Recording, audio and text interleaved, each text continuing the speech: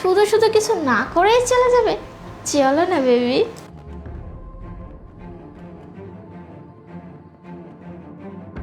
কি বলতেছে আমার ছেলে? সব বাড়িতে মানুষ আসছে, বেডরুমের মধ্যে গেছে, আমি তো কিছুই বুঝতে পারতেছি না।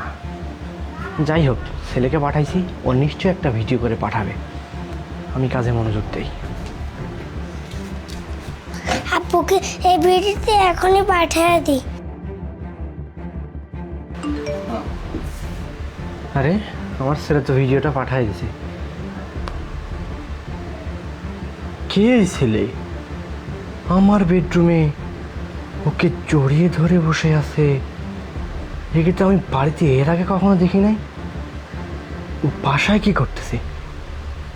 না, আমি আগে এখনই বাসায় যাই। বাবা, কোনো সমস্যা থাকলে আমাকে বলতে পারো।